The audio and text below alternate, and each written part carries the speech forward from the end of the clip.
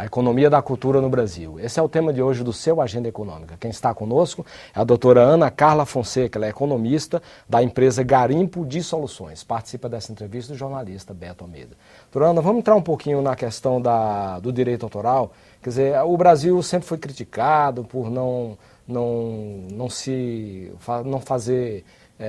dar um respaldo ao direito intelectual, não sei o quê, e aqui corre frouxo a questão da pirataria, não sei o quê, quer dizer, por mais que a gente veja um esforço das autoridades combatendo, ainda está muito solta essa coisa do direito autoral e do crescimento da pirataria, quer dizer, da livre pirataria, não só no audiovisual, mas em outros setores também. Quer dizer, como é que a senhora vê essas duas questões?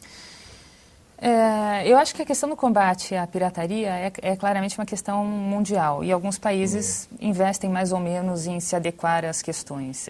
Eu acho que o Brasil sozinho não conseguiria resolver várias dessas questões de pirataria porque a gente vê que são máfias internacionais.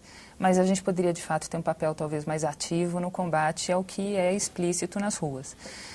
O que, porém, me parece crucial nessa discussão de direitos autorais é que a gente tem em vigor um modelo que não se mostra mais adequado aos dias de hoje. Não se mostra adequado a... Isso pela tecnologia, o avanço da tecnologia. E também por isso, mas porque quando toda a legislação de direitos de propriedade intelectual, a meu ver, quando foi cunhada, ela foi feita com base em economias ocidentais e não comunitárias. Então, se você tiver, por exemplo, uma população marajoara que tem um tipo de desenho maravilhoso, ela não sabe que existe um negócio chamado registro, ela não sabe, ainda que saiba, ela não tem dinheiro para fazer, ela não tem acesso a um advogado para que esse desenho seja registrado. Eu vou lá muito espertinha, vejo aquilo, me encanta e falo, olha que legal, e lanço uma coleção de moda toda pautada por aquilo. A ponto de, se eu resolver registrar aquilo, aquela comunidade, a rigor, dever pagar para mim para poder vender aquilo que ela vem fazendo há séculos. Então, ela que foi lesada. Logo ela que foi lesada. Então a gente tem uma inversão de valores crucial aí. E isso é um dos motivos pelos quais a atual legislação de direitos de propriedade intelectual é muito questionada. Eu acho que esse questionamento é muito bem-vindo, mas mais do que questionar, a gente tem que fazer propostas, né? E a gente talvez precise fazer esses olhares mais convergentes e não olhares tão oposicionistas, tão antagônicos, senão a gente nunca vai chegar a um meio de caminho. Em alguns países essa discussão é um pouco mais avançada. Eu acho que no Brasil a gente discute, eu não sou especialista no tema, mas eu acho que a gente discute, depois volta um pouquinho, depois discute de novo e daí vira muito por facções. Acho que está na hora da gente fazer um trabalho talvez um pouco mais colaborativo. Agora, é tão problemático essa questão de direitos autorais que o ECAD virou CPI aqui mesmo, né? E nós temos problemas assim tão escandalosos, por exemplo, o samba pelo telefone, do Donga, primeiro samba gravado, né?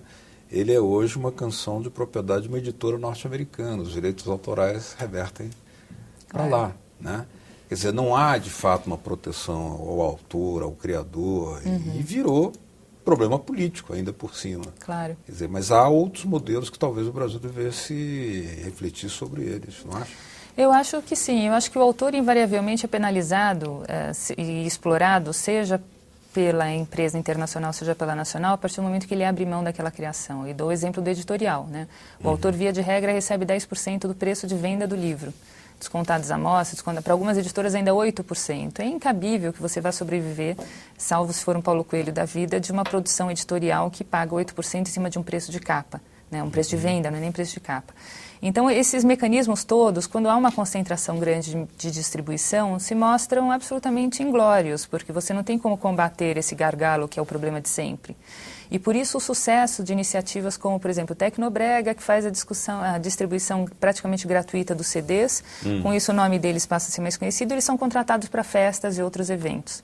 Então eles usam, inclusive, o que seria para outros uma pirataria, que não é, porque é uma distribuição praticamente gratuita nos comelôs de Belém e do Pará como um todo, para que o nome deles seja conhecido e assim é um instrumento de divulgação para que eles sejam contratados por cachê. Esses modelos também são interessantes, porque eles pervertem essa dependência da distribuição que é tão engargalada no Brasil. Não só aqui, mas aqui a gente sente isso de uma forma muito presente, né? Queria que a senhora falasse um pouquinho de uma coisa fundamental, que é a economia criativa, vista como essa amplitude toda, quer dizer, e a possibilidade dela ser usada dentro de um planejamento estratégico de desenvolvimento, inclusive também de inclusão social. Como é que a senhora vê essa questão? Então, a economia criativa, nos últimos tempos, tem motivado uma série de entendimentos. E eu acho que esse é um cuidado que a gente tem que tomar para que esse conceito não seja esvaziado antes que seja entendido, né? Há 3 semanas, um jornalista queria fazer uma entrevista sobre a economia do afeto. E um pouco antes disso, falei lá sobre a economia do bem, que não é a economia capitalista do mal, porque não precisa de mercado. Eu falei, essa você vai me explicar como é que isso funciona, né? Então, eu acho que no afã de tentar encontrar uma panaceia, várias pessoas têm se prendido ao termo economia criativa como se fosse tudo que é criativo, não necessariamente economia. E esse é um cuidado que a gente tem que tomar. A economia criativa pode sim ser um instrumento, a meu ver, de inclusão. A partir do momento em que ele for um instrumento, a economia não sendo normativa, que ele seja um instrumento em prol de uma política que defina a inclusão como prioridade. Porque a economia, no final, é um corpo de instrumentos. Se esse barquinho vai para um porto ou para outro, depende de quão bem definido estiver aquele porto. É para lá que eu quero ir, ótimo, então você pode fazer isso, isso ou isso. Mas sem essa definição, a economia criativa dificilmente vai ser um instrumento de inclusão. Agora, qual a relação que a senhora faz entre desenvolvimento e cultura? Nós temos um povo altamente criativo, talentoso. O Carnaval é a festa popular mais conhecida do mundo. Mas nós não temos, talvez, à altura dessa criatividade, do talento desse próprio povo, uma política cultural que faça jus a algo mais do que ceder os mercados. Claro. Fenômenos como o Rock in Rio, por exemplo, é o uso do mercado, como é o cinema estrangeiro, que usa o mercado para levar o dinheiro para fora, claro, em boa medida. Outros países fazem diferente. Agora, nós temos pouca sala de cinema, pouca biblioteca, taxa de leitura baixíssima. A tiragem padrão no Brasil é 3 mil exemplares de livro, baixíssimo. Né? Então, como alcançar desenvolvimento com esses perfis culturais e apenas cedendo o mercado? Eu acho que aí são várias questões em uma. Dá vontade de a gente ficar umas 5 horas conversando sobre isso. Porque você traz à baila um tema crucial que vai além da questão da distribuição, que é a questão da demanda, né?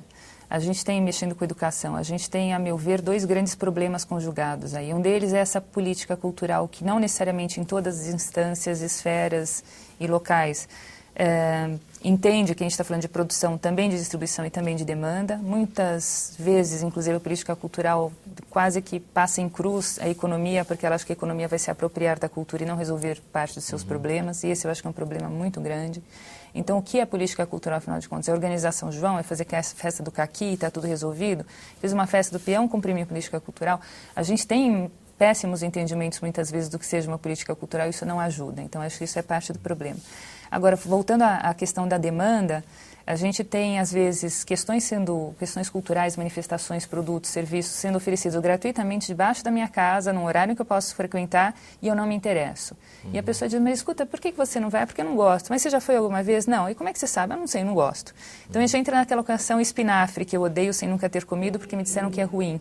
E acabo demandando sempre o salgadinho porque me disseram que é bacana. Para quebrar muito disso, a gente também precisa perceber que exclusão cultural também é exclusão que vem de educação, né? Porque a educação é o que faz com que a pessoa tenha um raciocínio mais crítico e questionador, a ponto de ela chegar em casa e ligar a televisão e ver um programa que ela acha um lixo e falar, não vou dedicar o meu tempo precioso, limitado a isto, vou ver qualquer outra coisa. Mas daí ela chega no trabalho só falando daquilo, ela chega na escola só falando daquilo, ela vê o outdoor falando daquilo, ela abre o spam falando daquilo. E daí ela fala assim, poxa, eu tenho que ver aquilo, senão eu entro no paradoxo de me sentir uma alienada por não ver aquilo. Né? O que é isso? É falta de questionamento, é falta de crítica, é incapacidade de elaboração.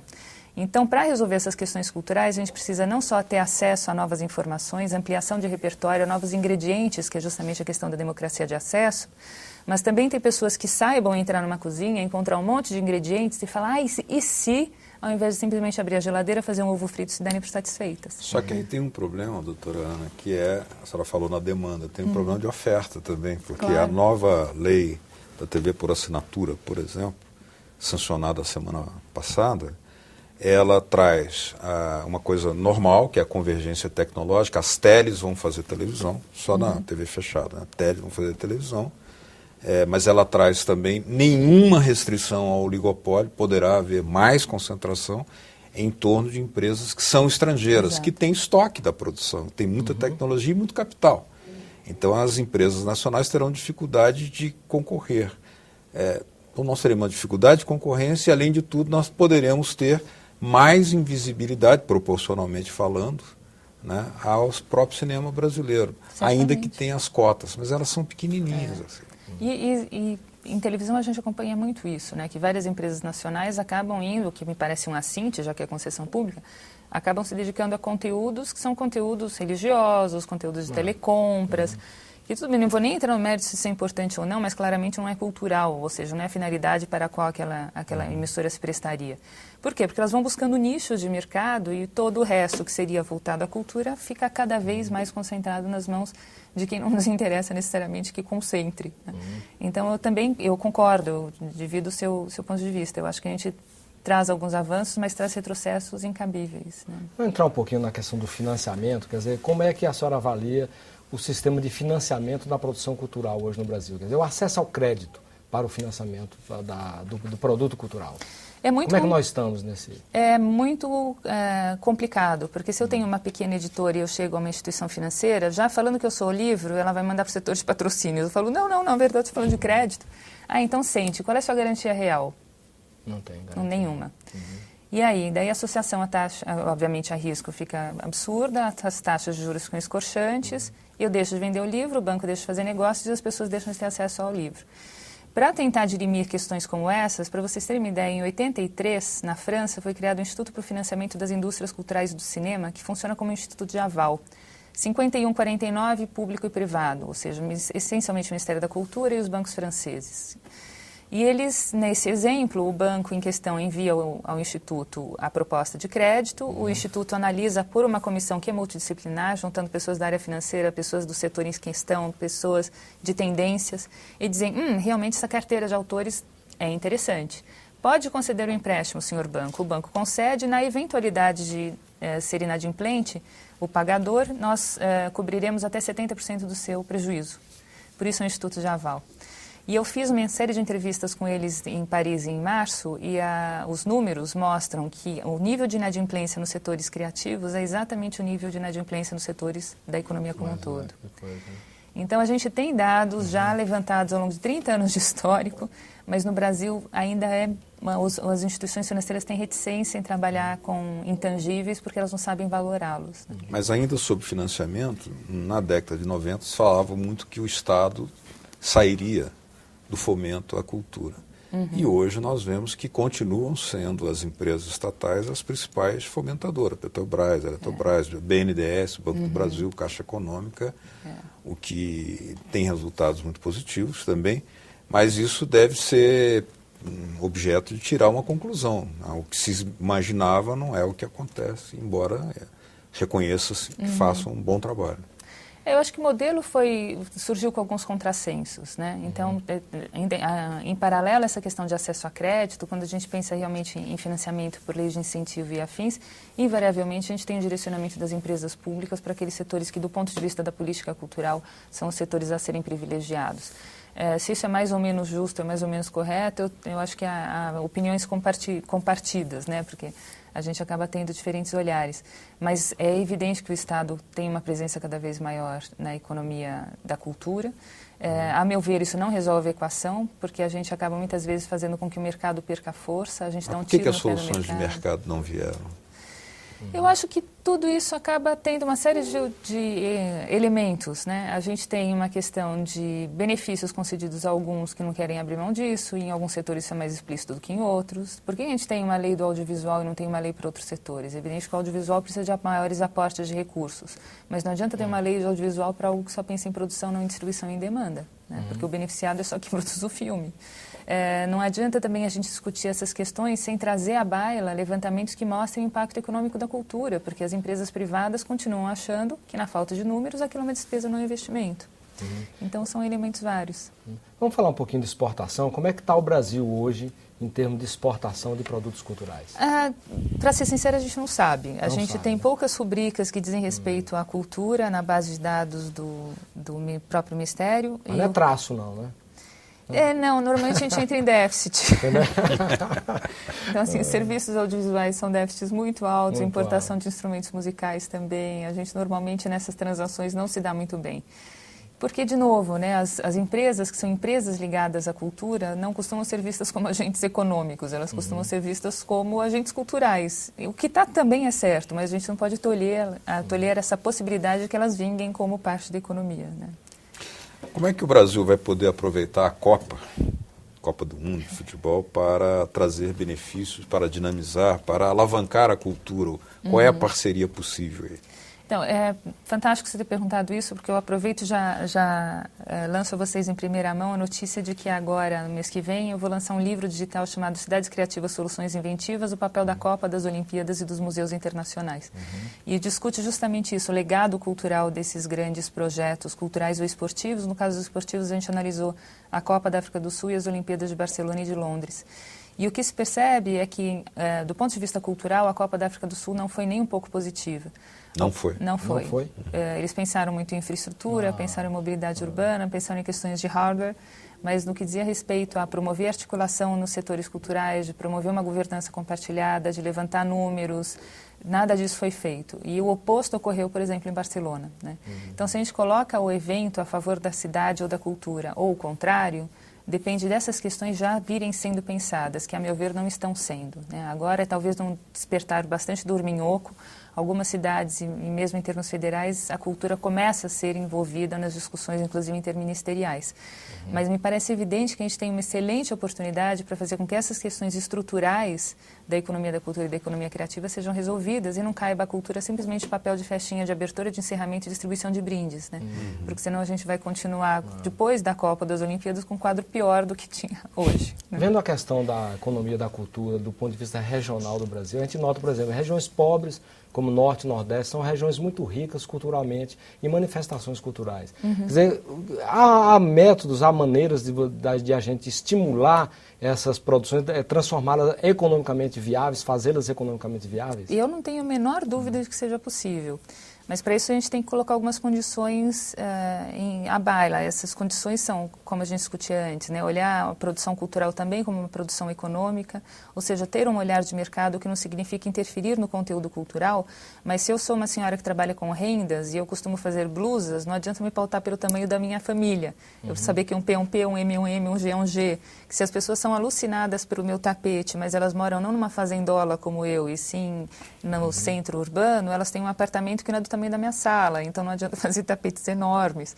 Esse tipo de olhar de mercado, eu acho que é o que pode promover muito também o desenvolvimento das culturas locais como economia. Né? Mas se eu não tenho uma flauta a preço barato, se eu não posso imprimir o meu cordel a preços razoáveis e torná-lo acessível ao consumo popular, fica difícil. Claro, não, são N problemas que têm de ser sanados, são vasos comunicantes, né? A equação no final acaba sendo muito baixa, porque a gente tem alguns que estão muito altos, mas no misturar dos vasos, os que estão para baixo puxam essa média. Então a gente não consegue resolver os problemas de economia da cultura de modo geral, ou aproveitá-los para ser mais positiva a nosso favor, se a gente não considerar esses vários vasos ao mesmo tempo, que é o que você justamente está colocando. Nós estamos encerrando o nosso programa. Eu queria que a senhora dissesse para a gente quais seriam os pilares de se criar uma política nacional de economia criativa e de economia da cultura.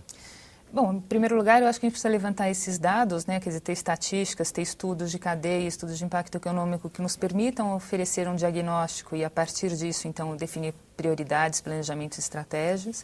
Esse próprio olhar à questão da produção, distribuição e demanda, que nem sempre ocorre, aliás, raramente, infelizmente, ocorre. E uma aproximação entre o público e o privado nessas considerações de como a gente pode, a exemplo desse Instituto de Aval francês, como a gente pode considerar novas oportunidades de negócios que deem vazão de uma política cultural que o Estado sozinho não consegue cumprir e, ao mesmo tempo, gere boas oportunidades de negócio para o setor privado. Eu acho que essas parcerias ganha-ganha são coisas que nós, com a criatividade que o brasileiro tem, poderíamos explorar muito melhor do que fazemos hoje. E o Agenda Econômica fica por aqui. Se você tiver críticas ou sugestões ao nosso programa, entre em contato conosco pelo nosso portal www.senado.gov.br/TV. Você poderá também fazer download ou cópia deste e de outros programas da TV Senado. Nós agradecemos a entrevista e as informações que nos foram prestadas pela economista Ana Carla Fonseca, da empresa Garimpo de Soluções. Agradecemos também a participação do jornalista Beto Almeida. Você de casa que nos acompanhou, muitíssimo grato pela sua audiência. E até o próximo Agenda Econômica. Até lá.